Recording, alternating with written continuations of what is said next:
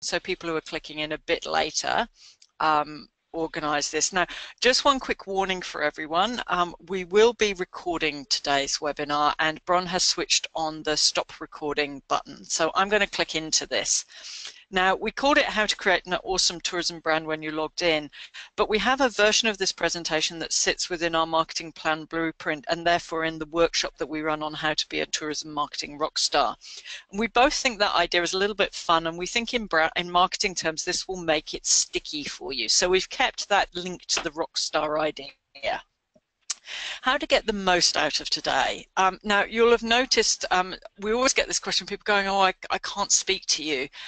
Because we've got so many people logged in, and because we can't control what goes on in the background of what you're doing. Sorry, it's all just something's just happened on the screen there, so I will apologize for that. I had a download running for a session I'm running tomorrow. So it will come back in a moment. But basically, because we have so many people on the call, sorry, I'll just remove that one. We will get back to that. So if anyone's going to Umbrella tomorrow, you'll see what you're actually seeing there. So because of that, and because we can't control the background noise, and it's actually very distracting for people if you've got planes going overhead, dogs barking in the background or whatever, we keep it there. Now, Bron will be monitoring the questions throughout the session, so use the questions panel that you'll see. You can type in questions or you can raise your hand and Bron will come to you and we'll come back to you. But to keep things on time, we'll really only be answering questions in the middle if they actually affect our understanding. So Bron will be monitoring the questions. If she thinks it's something I need to stop and answer there and then, she will interrupt me, but otherwise we'll keep going and answer all questions at the end.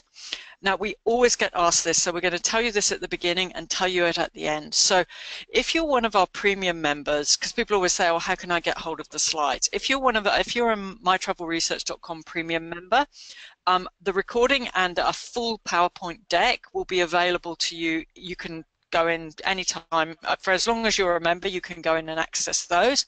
For everyone else, what we'll be doing is we'll be emailing you, well, in fact, we'll be emailing everyone a link to the recording that Bron is now doing. And that will be available for 48 hours after the session. Thereafter, it will disappear. So we do encourage you to take lots of notes and to use that time to do that, because we really do. We've had amazing feedback whenever we've delivered versions of this content. So we have to kind of protect the people who've invested in us, and we hope you understand that. And now, really to get the most out of this, please don't be checking your phones. Ideally, if you can silence it, you can switch it off. The myth of multitasking, I always prided myself I was a multitasker. We actually know the human brain is like real estate. If you keep subdividing it, each bit gets smaller. It's not like yeast, it's like real estate. So please take a moment to be fully present in the virtual room that we're in and give yourself time to take this in, because this is a very information-rich session, and particularly if you're not a member, you're only going to have 48 hours to come into it unless you change your mind and become a member, of course. Okay, so one of the reasons Bron and I stuck with the narrative of the Rockstar brand is kind of everyone has an understanding of what a Rockstar brand is. So when we're trying to get people to think about brands and how brands operate and live in the world, it is quite useful to start thinking about this. So have a look at the images you see on the screen around you. If there are any you don't know, I think probably the ones that people might not be so familiar with. The guys in the middle are Biffy Clyro, which are a Scottish band, and of course we have Kanye West. I'm actually feeling quite sad because when I first did this collage, of course George Michael was still with us and of course no longer is. And for anyone over 45, if you're not quite sure about the blonde, she is Meghan Trainor. Now the question to this is, do you like all of these brands? Oh, and on the right we have The Clash. Do you like all of these brands? Are they all brands that you would enjoy listening to? And even if you are looking at them going, actually, I do like all of these brands, would you listen to them in the same situation? So would all of them be brands you might listen to when you're falling asleep, or all of them ones that you might be listening to when you want to drive fast in the car? And that's an introduction to the idea about the way that brands can work and operate for us. Now, today we're going to spend a lot of time talking you through our travel brand blueprint and how you can blueprint this. But I think with all of these things, it's always good to ask the question, why does it matter? So why does it matter to have a travel brand blueprint? And I think that comes back to actually a separate question, because in life the questions you ask depend on what will lead to the answers that you get. So why should someone choose your experience, your product, or your destination ahead of someone else, especially if they've never interacted with you before, if they're new customers? So why should they do that? And your brand is the answer to that question. Your brand is about telling people they should buy from you, particularly for new customers, but actually even for loyal customers as well. And that's for two reasons. One, a brand provides, and I'll demonstrate this through the course of today, a mental shortcut for people. So it's kind of like an app or a logo on your phone, on your page, or a shortcut button. It cuts through the clutter and takes them directly to you.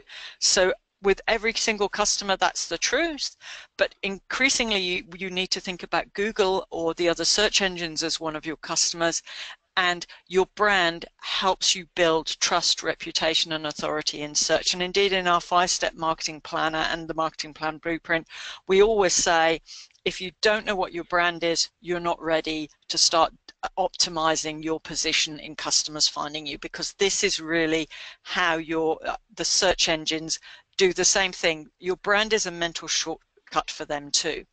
And I think it's important to remember, everyone always wants to think they're the best, but one of the things that a brand does is it gives people certainty of the experience. So people do not choose brand A over brand B just because they think it's better, although in many cases they believe it is. It's because they are more certain that it is good.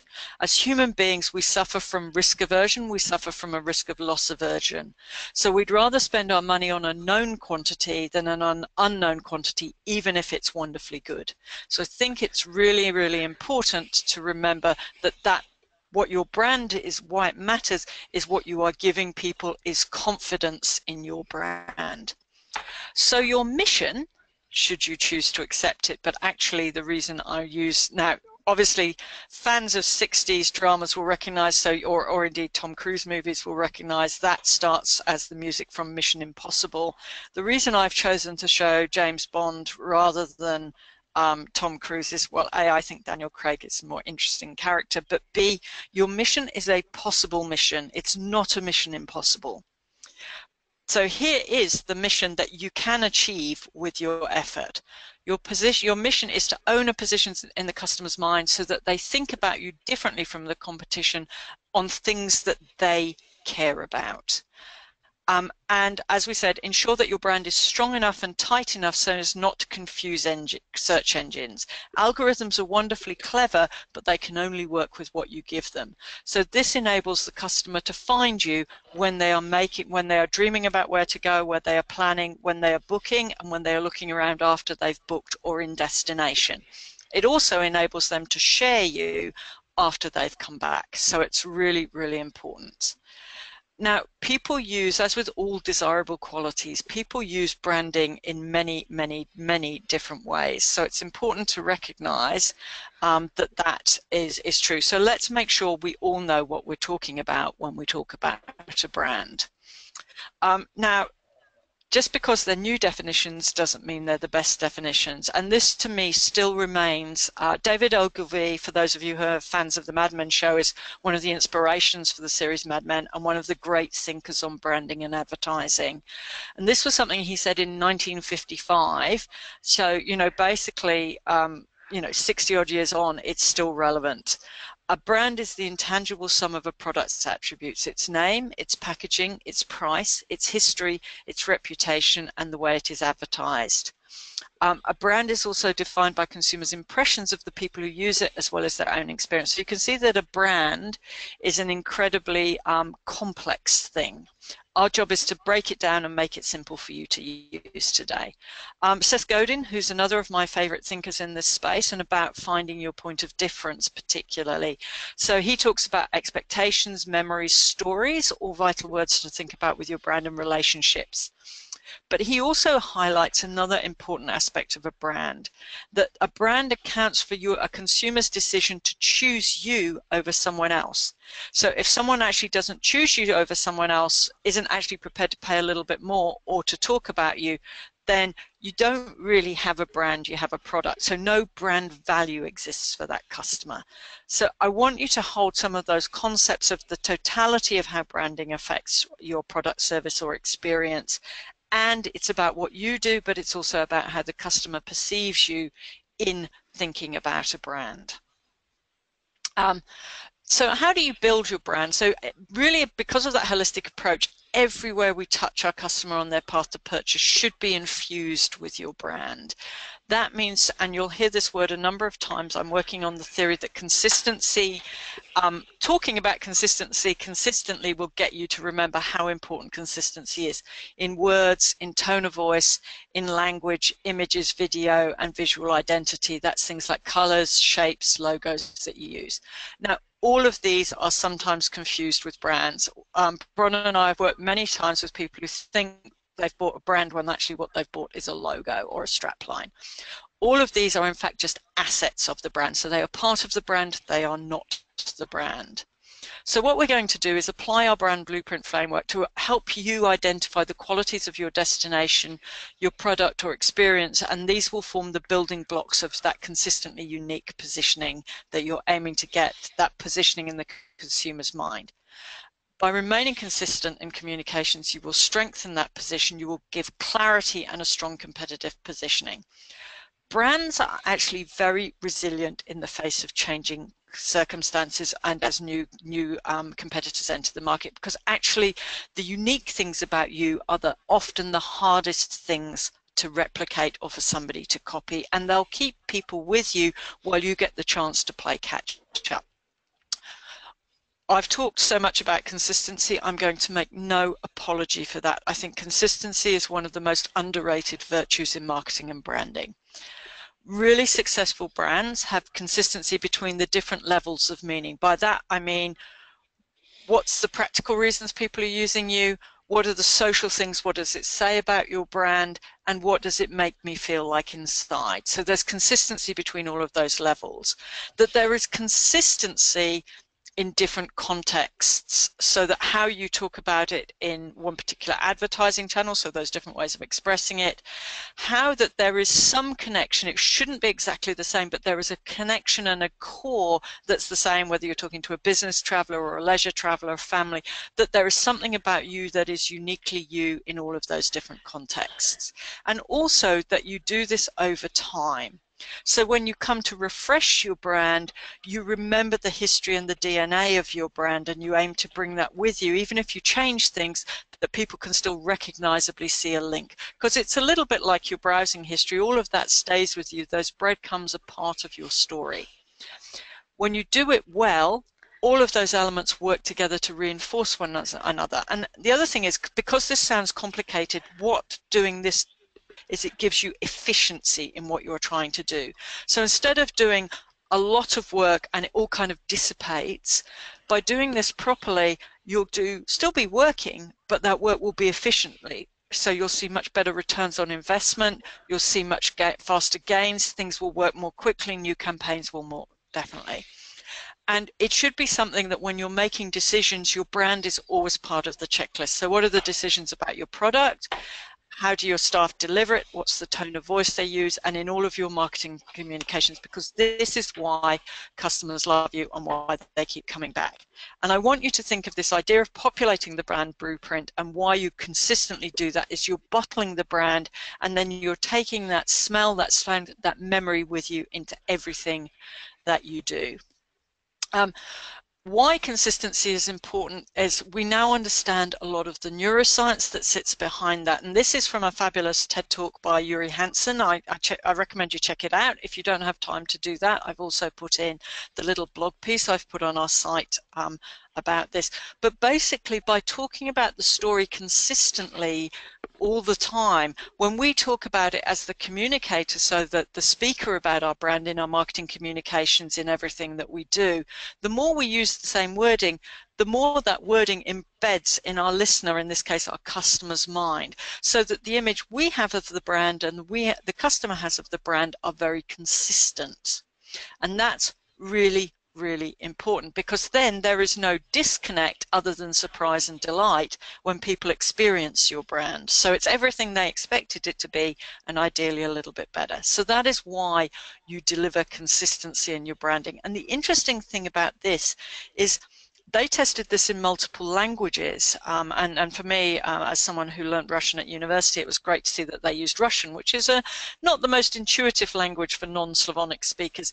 But if you look for that consistency in multiple languages, it will be there even if you need to communicate in Chinese, in Japanese, in Russian even. It will be there, and it will be embedded in the minds of your customers. Now, our job is to make your life, the reason we set up MyTravelResearch.com is to make your life as easy as possible. Being in business is not easy, it's important. So developing and managing a brand requires work, but as I said, it's efficient. And I thought I'd bring that to life with a little bit of a fun thing, with no disrespect to marketing, advertising, or PR intended. So marketing is, if you're a chick, you know, it's a guy telling you, I'm a great lover.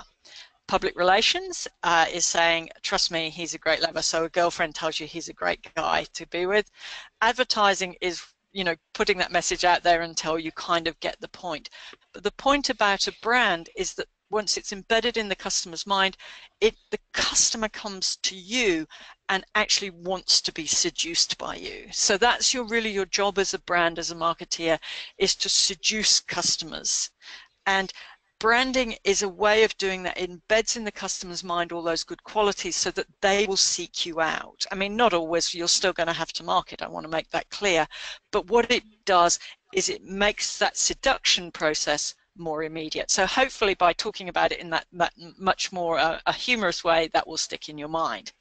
Okay, so now we're getting into the nitty-gritty of how that is and what that can look like. So we're going to break down, now Bron and I work very hard, and over the years we've created a simple framework of what's in there. Now, it's important to say that your brand exists in a broader context, which is this kind of larger yellow rectangle. The macro environment, what's going out there, so what's happening with chatbots, what's happening with the economic cycle, all of those things will affect it, and you should be thinking about and planning for those. And you also need to be thinking about who your competitors are. You do need to understand that, but having those two things and thinking about that macro environment does enable you to look for the space where your competitors are not, and to try and nest your brand within that. And we're going to talk through all of the core elements. So we're going to assume you know who your target market is here, which is the inner circle. So who are you talking to? Who are your personas? And we hope you tuned in for the persona session last week. And if you're a member of any of our products, you've got access to that, so don't worry about that too much. These are the channels through which you can do it. They're the traditional ones. There's lots of variations on that. But broadly, the bit we're going to talk about today is this outer circle. So the functional benefits, the emotional benefits, your brand personality, your brand essence, and your brand position. And I'm going to start with the functional benefits because to be quite honest, that's what most people in the travel and tourism industry go out there and sell. And I know that that's something that you want to talk about. And it is the most common, because it's the most common and visible spaces for that. And there's two sides to that. One of those is your permission to talk to the customer about what you do. Because basically, does the customer believe you have competence in your proof? So if one of your functional benefits is to prove that you actually are, you know, if you're selling people accommodation, are you actually an accommodation provider? If you're offering them an experience, do they believe you actually are or have an experience? Because without that permission, you know, they won't listen, they won't pay attention, they won't be interested. Because if I'm looking for an experience and you're not telling me you are an experience, I'm not there. And it's not just being an experience, it's what are the core competencies of being an experience or an accommodation provider. So an accommodation provider is someone who gives me somewhere to sleep at its most basic. Do people know that about you? It's surprising how many people don't actually make that clear. And how are you delivering them? And how are you telling the customer that you have them? What are the proof points? Now, if you can't demonstrate competence in the short term, you might be very successful. In the long term, you won't. So for an example, airlines and safety. Not everyone has to be as safe as Qantas or perceived to be as safe as Qantas, but there's a threshold of safety that people expect unless you're really, really selling your product cheaply or you're selling to customers who don't know any differently. And without that competence, once customers get more informed or they see that your competitors drop their price to match you, if you don't have that, you don't last. But beyond the core competencies, the other things you need to tell people are the proof points for your brand. And how you're delivering those competencies. So, you know, if you're a hotel and you have high thread count sheets or a pillow menu, those are proof points for the mechanisms by which you're enabling sleep. If you're talking about the fact that your location is a very peaceful and quiet one, again, that says relaxation to people. Similarly, if you're a theme park, if you tell people you've got a roller coaster, that automatically gives them a proof point that they're going to have fun and do those kind of things, unless, of course, they hate roller coasters. But in that case, you're not inviting yourself to have disappointed customers. And I think this core competence is really important. So this is from Monocle, who are renowned design and brand thinkers. They produce a monthly magazine, and they each year do a quality of life survey for cities. If your city isn't safe, it doesn't matter how many art galleries you have. People need to know. Now, there'll be customers who want to go somewhere that's less safe, that's a little bit more edgy, but there's a level to that in terms of your ability to attract customers, and I think it's really important to remember that. Okay, now probably the bit where I'm going to spend the most amount of time, because it's these three bits are the areas where you really get to do this. When you give the customer a positive feeling about your brand, you're providing that emotional benefit. And the strongest brands always have emotional benefits. If you don't have that, to Seth Godin's point earlier, you're not really a brand, you're a product. And if you don't have those emotional qualities, the only reason people will buy from you is price or convenience. Now, those are important functional attributes of a brand, but they're the easiest bits of a brand to copy. People can move next door to you, people can match their price to yours. Predatory pricing is a fact of life. The other thing is, even if you've got super functional benefits like the best roller coaster in town, you can bet your sweet life someone is going to copy that. And we have seen the shortening of the cycles by which people copy the leader products. You know, when I first went into the airline industry, it used to take 10 to 15 years between the best and the laggers. By the time I left the International Air Transport Association and broadened my spectrum to do both airline and tourism work, it was probably 2 years between the start and the midpoint, and it was no more than 5 to the laggards. And the strongest brands, the reason I'd say this is if you look at all brands in any category, the bit that they defend the hardest and they're most protective of are the emotional benefits of their brand and how they will try to drive those.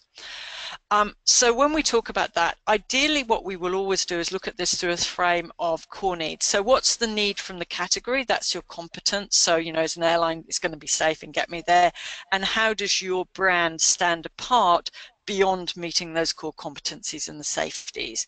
And we will normally work through a framework that was developed by two people who worked for Ogilvy's back in the 80s, and which still informs most brand positionings today. So, you know, if I look at brands that I've worked with, like Bathurst and Port Macquarie, we've done that.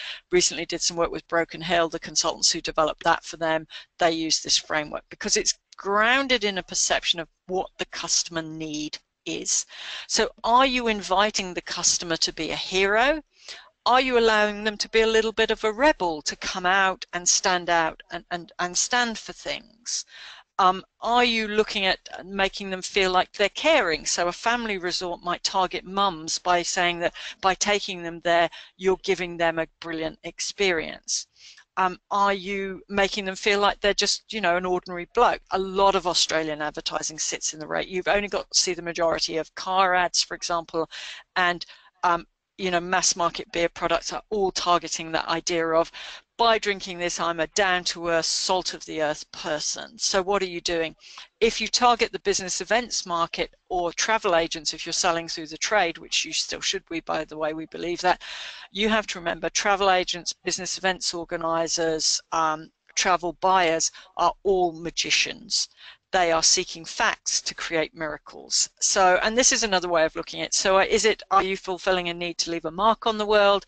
Is it about connecting to others, your family, which is the heartland of Australian domestic travel?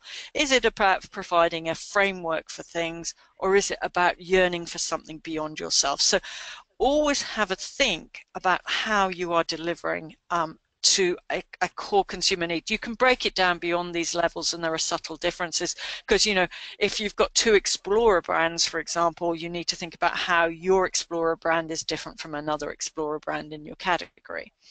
Bron, how are we going for time? I'm thinking we probably don't have time to log into these now, do we? It's 12:25.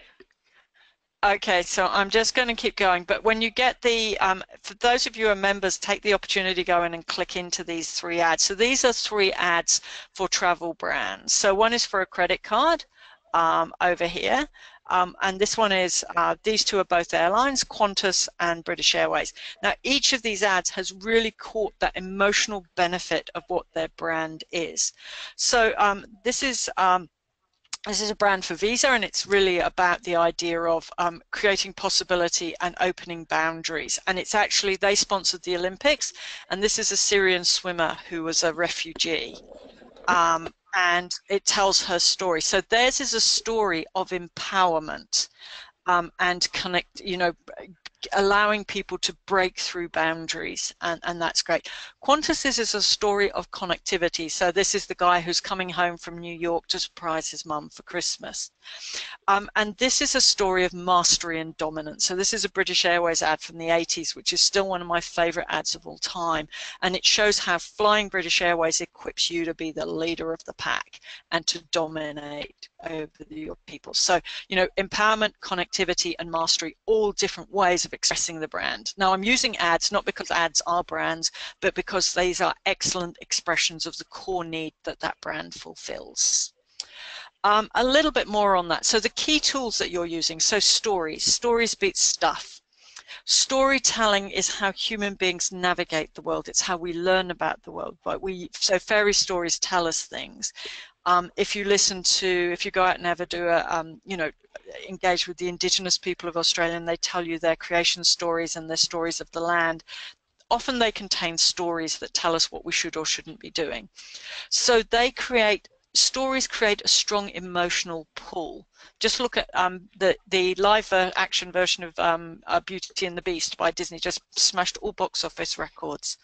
And it's a huge transformation story. It's a story of seeing love. Those stories connect us. The other thing to remember, visuals, both video and photographs, are very, very powerful. 70% of how human beings take in information is visually, and it's basically 50 times faster to tell a story with an image than to expect people to read a lot of print. They will still read, they'll want those things, but it's there. What you are doing is thinking about that need we've just talked about and thinking about how you can fill that need and enhance their quality. It's a time to show passion. It's a time to show the emotion of your brand and the way you talk about your brand, and actually the choice of how you present that emotion in the brand. This is not the time to talk about deals, discounts, and specials, although when you are talking deals or specials or discounts, think about the language that you use so that it is consistent. So don't just kapam, this is the deal. Use witty or intelligent or sticky wording, because that way you'll be building it and doing it both. I don't believe tactical advertising. I think it's just important that your tactical campaign work, your sales work, drives your brand. So the questions you need to answer to think about your emotional benefits as a brand is: how will a customer feel as a result of interacting with you? What will being a customer of your brand say about you? Will it have bragging rights? What will they be bragging about? And if you are addressing those points, you are going to fulfill the emotional benefits of that. Your brand personality. Now, this is again So you've got that need when you're thinking about how you might, so let's say we have 2 hero brands out there or 2 explorer brands out there. How are you differentiating yourself? Your personality is how you differentiate from your competitors, just as your own personality as a human being helps you makes you different from other people. And that's where things like metaphors about the core character of your brand. So can people personify the brand? And you can actually do that to include things like characteristics such as gender or age or social class. For example, if we think about Virgin as a brand, it's compared to its competitors, it's young, it's fun, it's spontaneous. It is a rebel. Virgin is an archetypal rebel brand, so it's a little bit rebellious, and that's what it's trying to do. It's trying to stand apart. And it will help you in choosing things like your imagery. It will help you find that vital tone of voice. And it will even help you for silly things. Like I believe, you know, when I go into a hotel room, I'm always looking at things like, what's the soap? Is that for me on brand? I was just doing some community consultation for an LGA, and apparently I say the words on brand a lot. But realistically, I'm looking at that going, you know, if I'm a kind of down-to-earth brand, have I got down-to-earth toiletries? If I'm a luxury brand, if I'm not using my own branded toiletries, and they should have beautiful descriptions, what brands are in that room? Really, you know, the number of airline amenity kits where it's perfectly obvious they've just bought the cheapest thing, and I'm like, you're really undermining your brand. And it helps you keep your messages on target.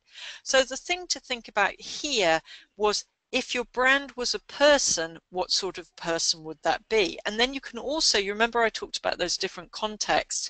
You can also, for example, think about how that personality might interact with a family versus how it might interact with a solo female traveler in her 50s. Or a business traveler, because I'm always Carolyn, but maybe you see slightly different aspects of my personality when I'm when I'm sat in a wine bar on a Friday night versus when I'm taking my mother out for a cream tea. But I'm still me. You still have to have that core that's you, and then you start thinking about the personality and doing it.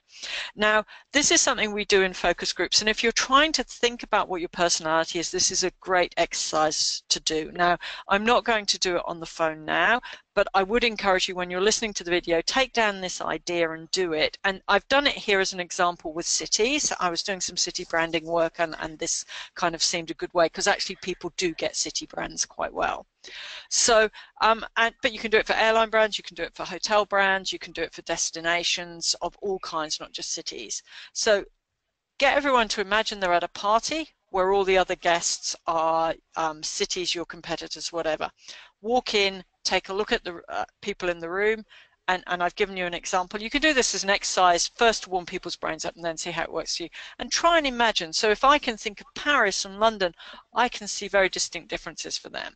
You know, Paris for me would be a woman, London is a man.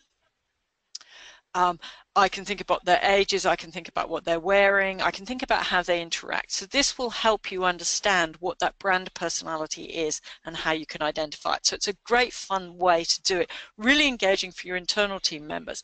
It's also a good way, if you've got a brand that you're trying to get your staff to understand, this is a great way to look at it and to develop it and take it forward. Okay, the essence of your brand. So whatever else you change, you might add to this, you might tweak the wording of this, but your brand essence is about who you are and what you are. And this should remain constant whatever else you change. By having this essence there, this will always be the slide rule which every advertising campaign, every product upgrade, everything that you do can be developed, because it will think about those things. And when you see campaigns that go wrong, often it's because they haven't looked at that combination, the brand personality and the brand essence. And there are some great examples out there where people have stopped thinking about things like what that need is and what they're about, then they lose it. And I'm thinking of a really great example with Uber and what they did with the cab lifts. Uber is about empowering consumers, and it's about using resources well, but when they ran the campaign in New York, people saw it as undermining taxi drivers, and that's not who their customers were, and they didn't people didn't feel they'd lived by the values they should live with, and something like 18,000 people unsubscribed from Uber as a result of that. So, you know, if you start thinking about it like that, it's very important.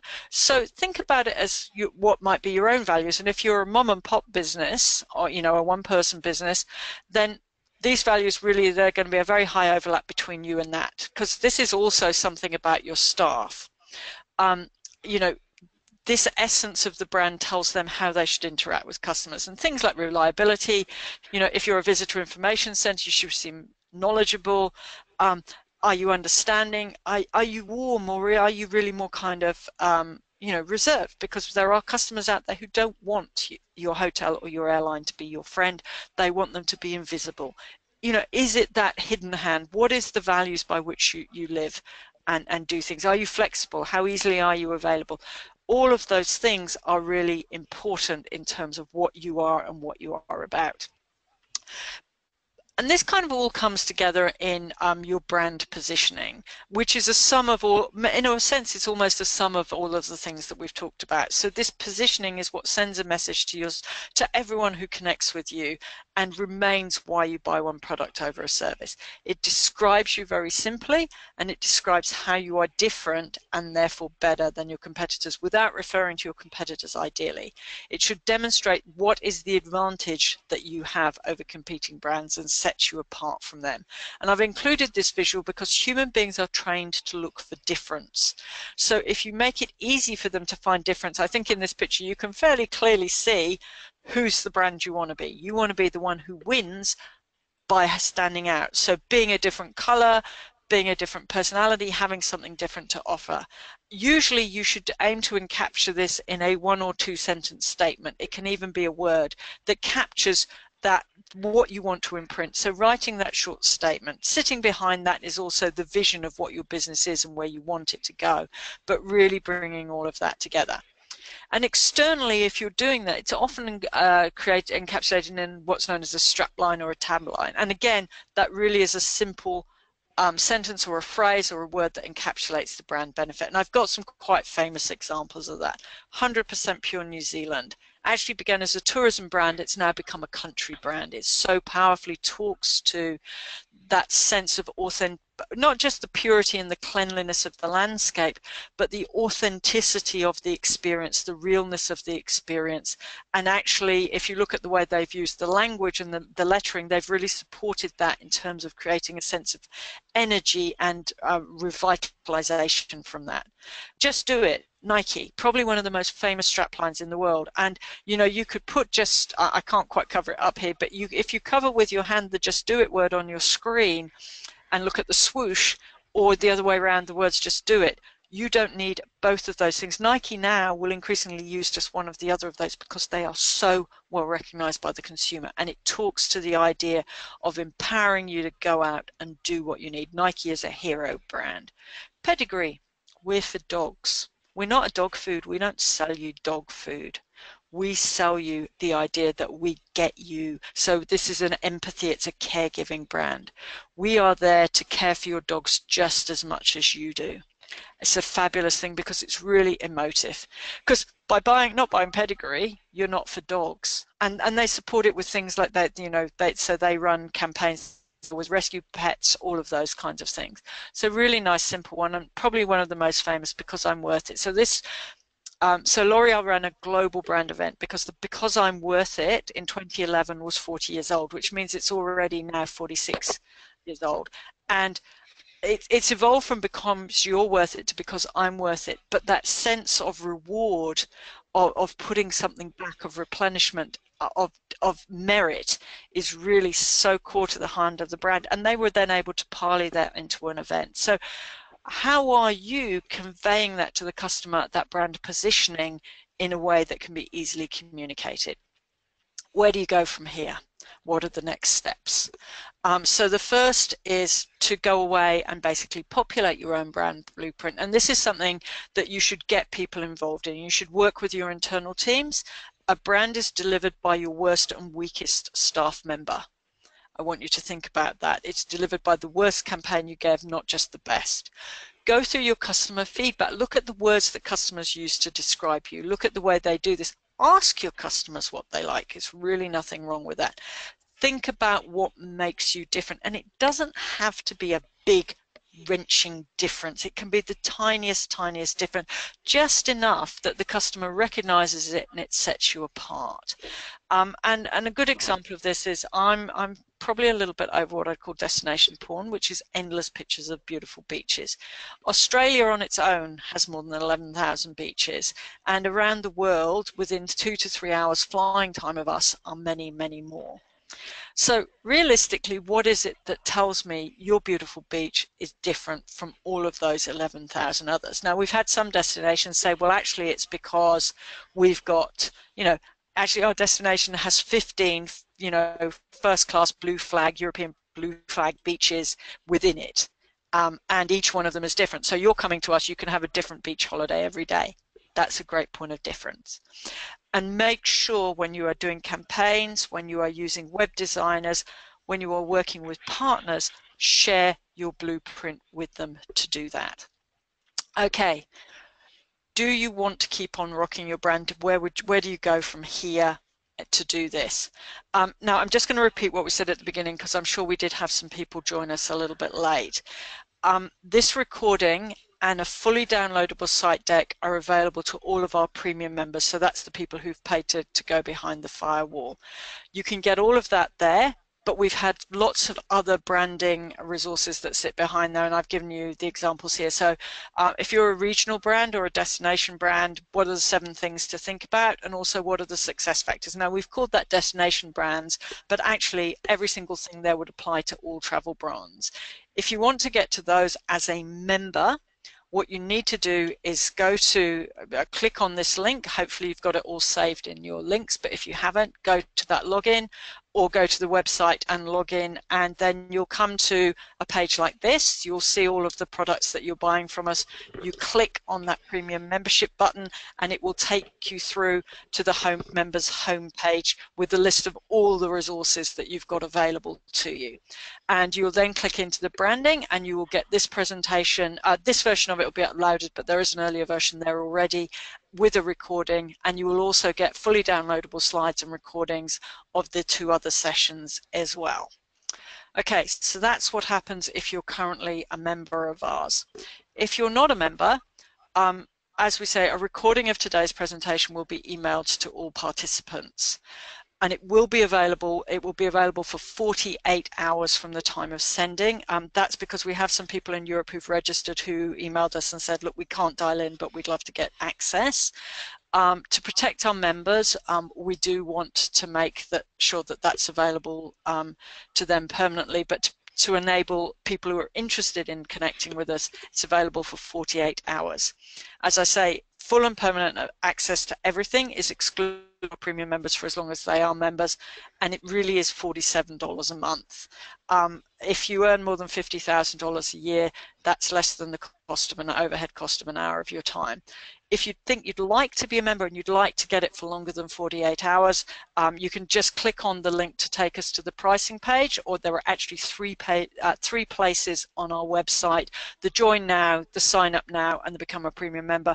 Will all take you through to our pricing page, and you can pick options. So there's a freemium option or a freemium model. You can sign up and that gets you newsletters and invites to webinars like this and a chance to hear the recording for 48 hours, and then an entry level for $47 a month. And there's no lock-in contract on that, by the way. If you're a destination and you want to share it with people, we can do it for basically less than $200 a year, which is about $19 a month. All of those options are available, and we're there. So Bron, I might leave that page up. I can see you've got some questions. Would you like to tell me what the questions are? And feel free, by the way, to chip in and help me answer them while I grab a sip of water. Sure. We don't really have any questions. We've had a couple of positive comments from Giovanna and also Marcus. Marcus said he really liked the comment you made, the sum of all, a destination brand is the sum of all the stories someone hears about a destination plus the sum of all the experiences someone has had in a destination. So, but no questions. So, come on guys, it always starts like this. People do have questions. I would be really surprised. So we have to kind of extract them from people. Okay, So great. Yeah. comments, questions? Yeah. No, Okay. because we'll wrap up. Well, Oh, hang on. Um, okay, yes, I would love to come and present this to UTS students. Yes, we're of always course we happy to would. work with universities and so forth. Um, Now, Carrie Ann, our essence is a statement. Is this okay?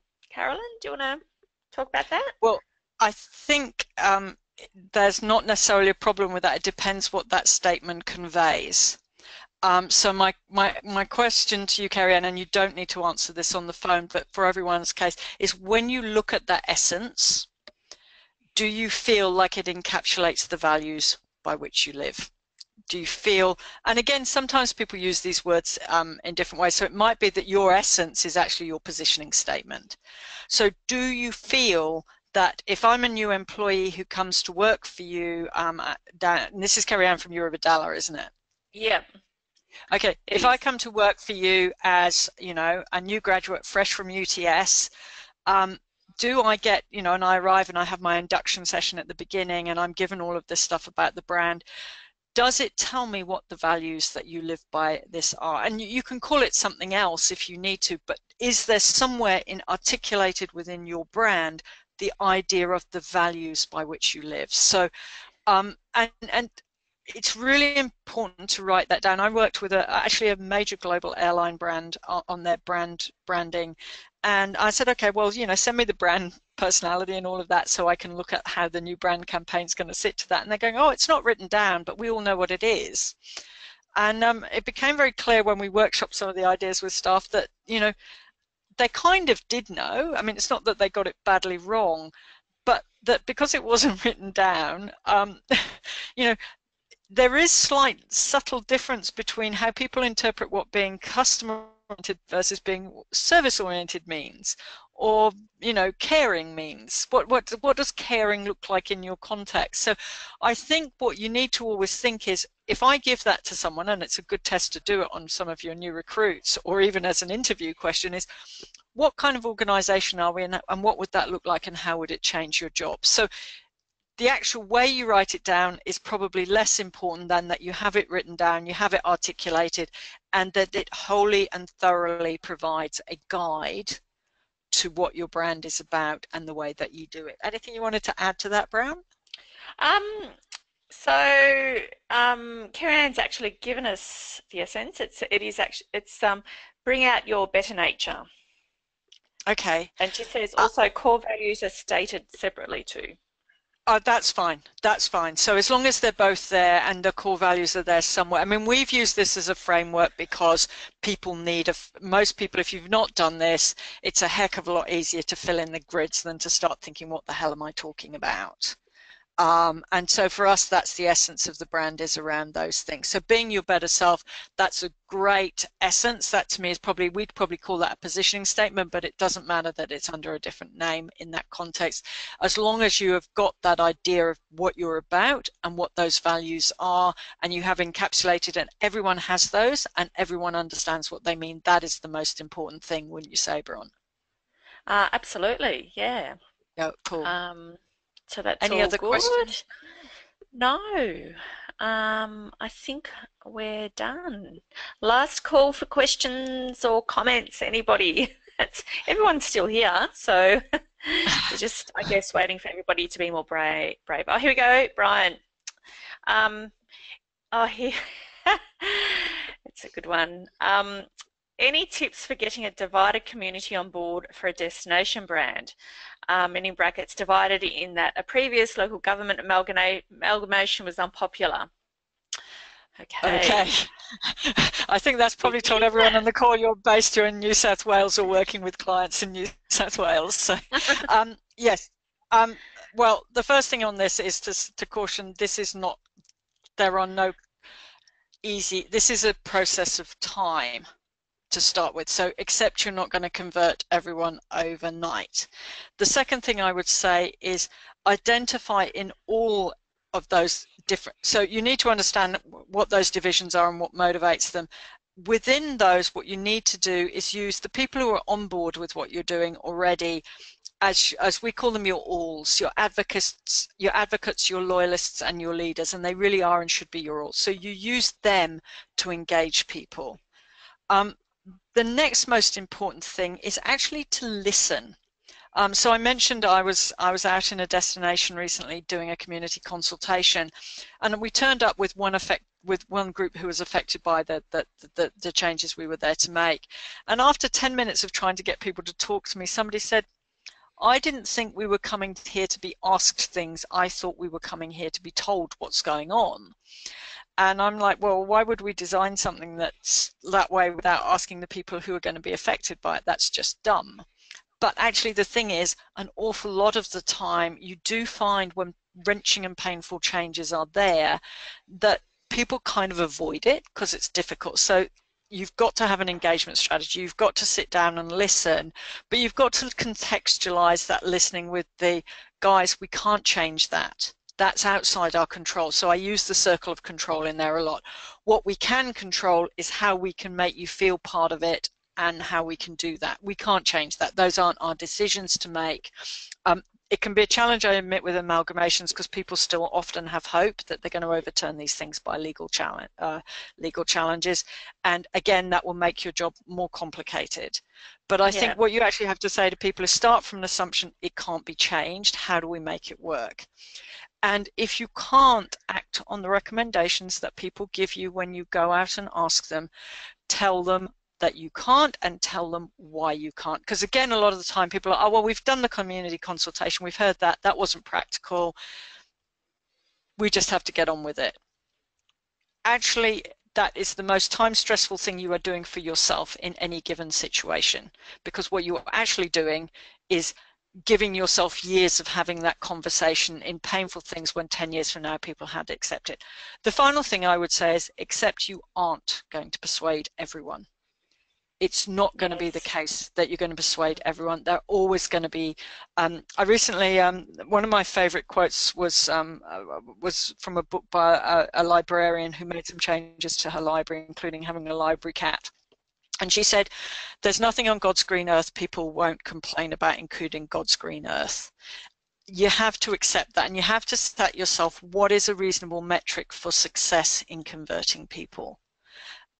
I don't think that means accepting everyone. I definitely wouldn't give up on everyone in that situation, but often there'll be very powerful voices in the community. So it's actually about connecting with the silent voices and about finding who are the powerful voices and the noisy voices who can be converted and changed by listening.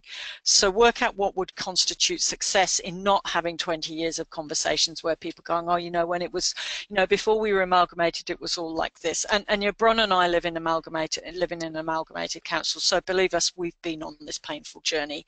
We feel like we lost our identity as well. But, you know, what we've actually seen is our council embrace it, get on with it and make it work. And gradually people are coming around to that. Still use the old council name all the time. That takes time to reprogram people's brains.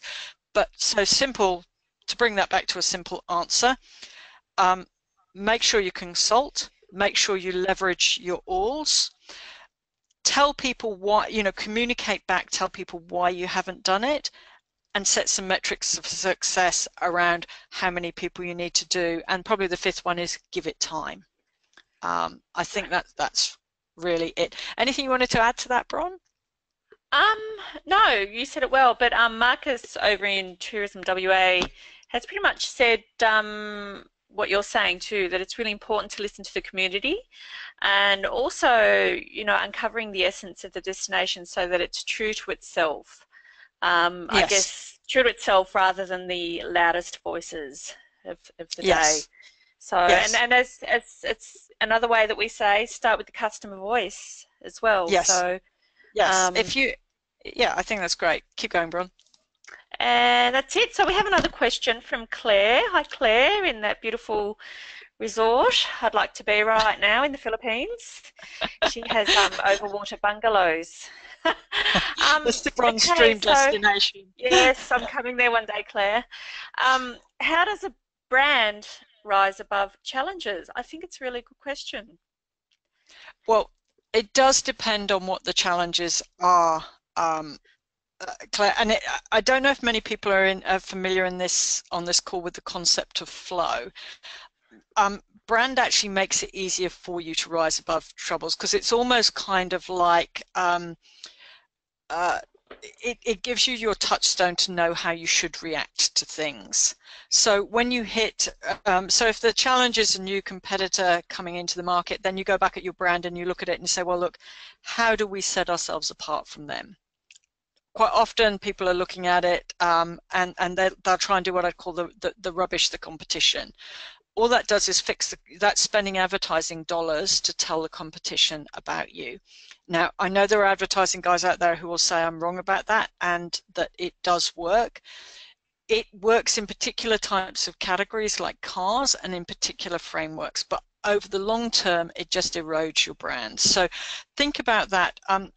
I've recently been doing a lot of work with brands in the area of things like blue ocean strategy. So instead of looking at what everyone else is doing, look at where no one else is doing something. So that's a great way to rise above the competitive challenge. If a challenge is something like a disaster, or which is probably very on the minds of those of us who are based in Australia as we look at the terrible damage wrought in Queensland and New South Wales at the moment. And our thoughts really go out to all the businesses and communities there.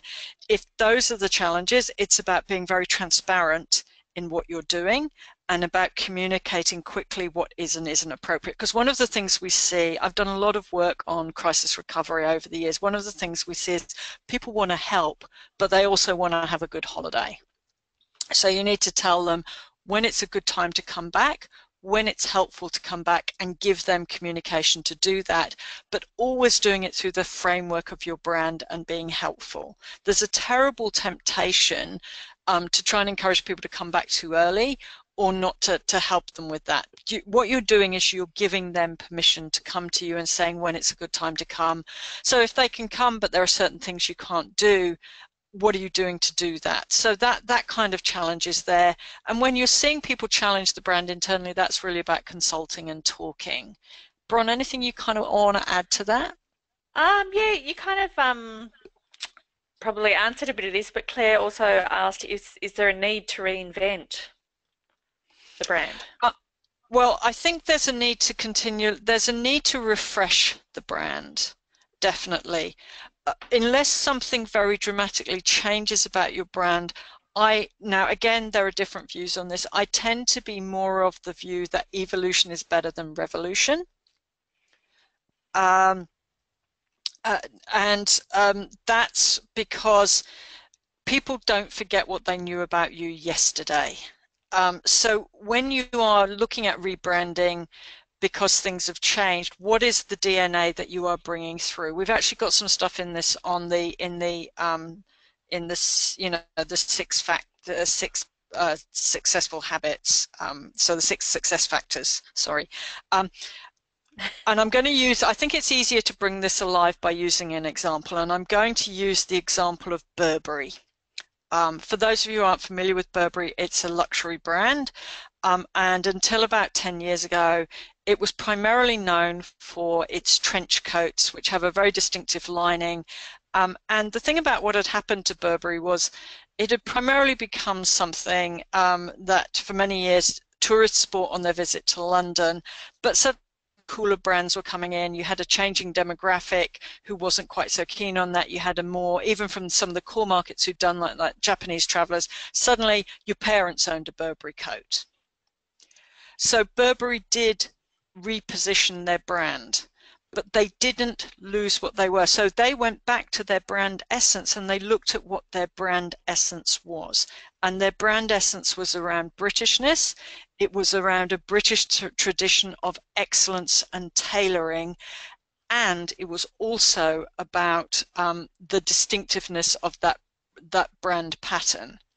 So what did they do? They engaged iconic young, they redesigned the products, so they created much more interesting products. They looked at how they could get that bit of the brand DNA into all of their products, like their handbags, etc., etc. And then they positioned it so they used iconic young British models and British celebrities to because the markets that they were talking to were that, and they repositioned how they engage people. So Burberry, for example, was one of the first brands not to make you wait 6 months for when they presented their seasonal stuff. So they would have lively on air presentation. They kept the core of those things, but they reimagined them with fresh design and tweaking the design and doing that. And they also had the courage to say no to customers who were not theirs. So they worked out, they had a baseball cap in that distinctive coloring, and it was the cheapest Burberry product you could buy. And they found it had become fashionable with a group of people who are known in the UK as chavs, here would be called bogans. And they pulled that product because they did not want that customer buying it. Now, personally, as a someone who likes inclusiveness, that slightly appalls me. But as a brand spokesman, I am like, you know who you are for, and it was their most profitable line, and they were willing to walk away from one of the most profitable lines to defend their core brand and their ability to charge a premium. So it's kind of profit from selling lots at a good margin, and they opted to stick to the essence of their brand. So that's what I mean by that. To me, is a great brand refresh. And I talk to luxury buyers all over the world, including some who've worked for Burberry's competitors, and they still talk of that as being a best practice example of how to evolve a brand. Because one of the other challenges with a complete refresh of a brand these days is it's actually hard to find good assets that somebody else hasn't owned. So by evolving your history, you're doing that, but you're also building on something. You're validating the choices of your existing customers. So that's my personal preference. There would be people who would disagree with that, but mostly I've seen, if I look at successful relaunches, they always go back to the essence, go back to the vision, go back to their core purpose and the need they fulfill for the customer, and work within that and try and bring some of the bits that people love into the DNA of anything new. If you're a greenfield brand and you haven't really done much with your branding, which I'd say would probably be the case for most local government destinations, they might have the council logo, but they haven't necessarily thought of themselves as a destination brand. I personally would prefer that they'd stay within that and reinvigorate the council brand. Quite often those are not really brands, they're just logos. You've got a bit more permission to play there and look at it and see whether the assets you've got actually really reflect the brand you have, and do it. That would probably be the one area where I'd say do it a bit differently. Okay, great. Claire likes the answer. Thank you, Claire. This is really interesting from Kerry Ann, who's doing her marketing masters. Now, this is interesting in itself, that her university marketing masters does not cover branding. That's bizarre. So she asks, she's finding it difficult to find something that actually explores this subject in significant detail. Can you recommend a book, Carolyn? Well, definitely, probably the book I would start with is The Hero and the Outlaw. I think it's out of print, but you can get it on Amazon. We're not agents for Amazon or anything like that, or for the book, by the way. But as a getting to the heart of those customer needs, I'd say that's probably a really great place to start, because it will really give you that idea of how brands connect to that. If you're at a university, Kellogg University, which is a US Ivy League, has a publication on branding, and I'd also use your university library should have the Harvard Business Review, and they've had over the years some really, really great pieces on branding and brand architecture. They're probably ones that I would think about. Any others that you can think of, Bron, to add to that? I know, I knew you were going to ask me that. Look, that's a massive question, Carrie Ann, but it's really important. I read all sorts of things in marketing. I'm marketing obsessed, but branding I'm not reading at the moment too much. So I'm just thinking top of mind. Not really. No, I can't give you one at the moment. Podcasts are really good. Do you know any podcasts, Carolyn? I listen to lots of podcasts at the moment.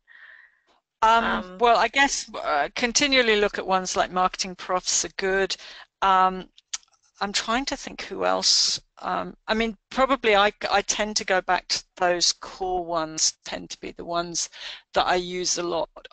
I often will look at the consumer psychology of it, but really that I'd say if you were to look at those ones, I'm trying to think, most marketing textbooks should have a section on branding. I'd say probably the other thing to do, Kerry-Ann, is to look at the broader journal publications. Now, they can be very academic, but that's the point of a marketing degree. And so I'd be looking at, journals of marketing. Does your university, actually a really great one for you, does your university have access to something called WARC? W-A-R-C. Yes. This is actually this is a library of all of the published research on things to do with advertising. If you Google WARC like that, W-A-R-C, and I think it's WARC.com, they actually have an absolutely amazing library of resources around brand and advertising and communications. Beyond that, I tend to sign up and get, there's a lot of information that's put out by the marketing profs, by the big research agencies. Kerry-Ann, you're actually a member of the site, so you've got access to all of the resources we've got in there, and we're perfectly happy for you to use those in discussing what you're doing. But those would probably be my core ones, is see if your university has access to WARC, because I think it's a really, really great one. No more questions, I think. And we're pretty well on the hour. So thank you, everybody. No more questions, Carolyn. So I'll hang on. Marcus has recommended Holly G's tourism marketing podcast, Holly G. I've actually done several guest podcasts for Holly myself.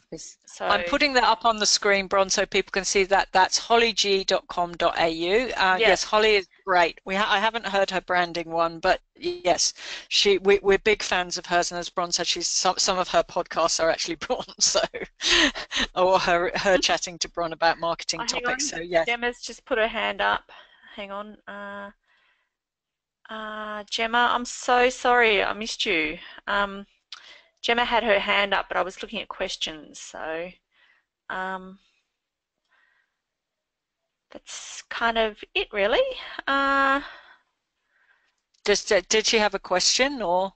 I don't know. Gemma, did you have a question or anything? Or do you want to unmute Gemma? Here she goes, yes. So yes, she does. She's put it in here. Listening to the webinar, I have a question. What is the best way to involve local tourism industry in your brand? We have a strong brand that we believe tells the story of our destination well, but it has not been widely adopted by the industry, and I don't believe they are invested in it. Do you have any advice on how to do this? That's quite a good question. It's a very common question. It's a very common problem, and it's actually, again, when we talk about the 7 habits, bearing in mind that destination brands do have to play nicely with people around them. So I think what I'd usually advise on this, there's no substitute for 2 things. I mean, I'm guessing that you're talking to individual brands a lot of the time, so it's always about worth having that. But more importantly, probably you have some kind of industry forums or something like that. I would actually use one of those, or if you haven't, for goodness sake, organize one.